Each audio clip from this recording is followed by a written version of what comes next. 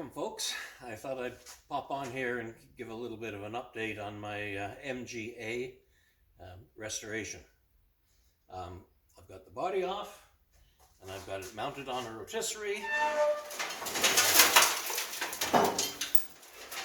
Lots of loose stuff in there still flopping around, but I've got it on the rotisserie so I can flip it around and work on it. And right now I'm going to do a little walk around and show you what I have found. Now, first of all, on the body, the main body shell actually is not too bad as far as these things go for rust. The front end looks pretty solid. Coming around to the side, it's got the typical rust down along the lower sill, and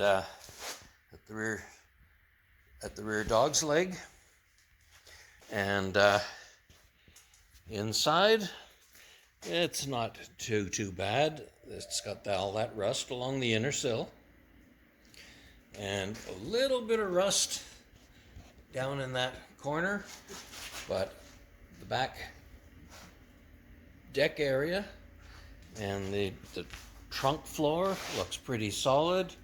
The body is generally in, it doesn't have a lot of bad dents or damage to it. And I really didn't find any filler on it anywhere. So it's a pretty honest car starting point for a restoration. The trunk floor, it's all there. No holes. You can see where I mounted my rotisserie. Just those are body mounting points I picked up. And I'll stand back a little bit and give you an overview of the rotisserie. It's on wheels, so I can move it around. The main shaft goes right up through the body, up to the front. I've got it nicely balanced. I can swing it around with one hand. There we go. And just a couple of bolts at each end to lock it down when I get it in the position I want. So all in all, I got a little dent down in the front corner there to fix. That's not too bad.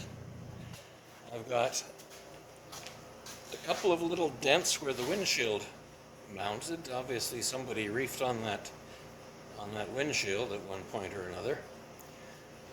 It's the same on the other side.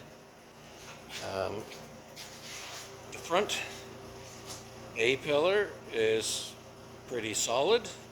Again, the sill is pretty much gone. And the rear pillar, I'm going to have to at least replace the lower half of it, if not the whole thing. But other than that, it's not looking terrible. And then over to the chassis, better back overview. There we go. And I won't be using this engine, but I think I'll be using the cylinder head off of it. This is a 1500 engine, but under my bench I have an 1800 3-main, which is identical except for the bore, and I think I'm going to go that route, provided the block is usable. There's a little bit of damage at the front. That front cross member, obviously somebody tried to tow using that, and it's not a very heavy member.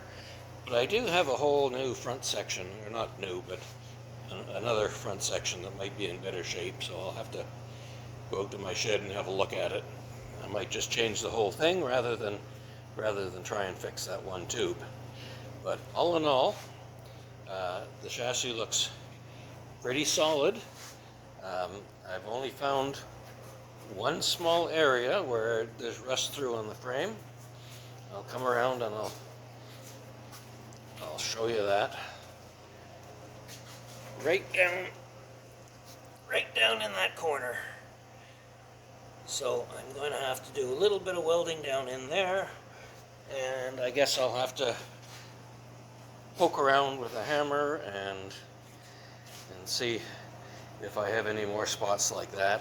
I might find something when I take the floor out. The floors in these things are wood, and the reason the back section is in decent shape, I think, is because the floor got knocked out early on and it didn't collect garbage and moisture and what have you. Whereas at the front, the floors were still in there and resulted in some rot. But overall, I'm happy with what I found, and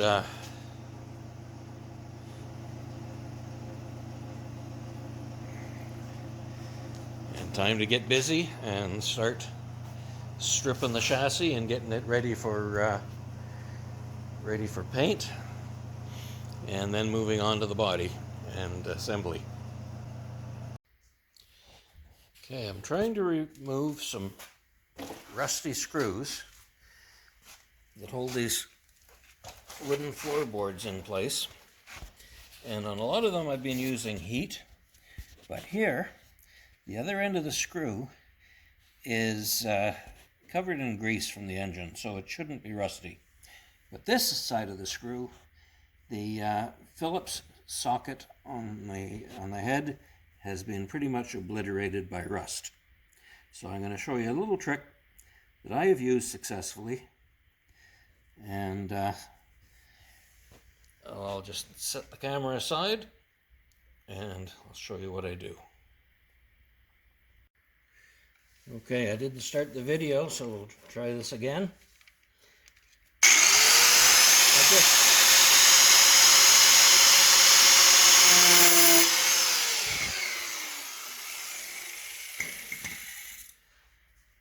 put a little slot in it with the grinder, and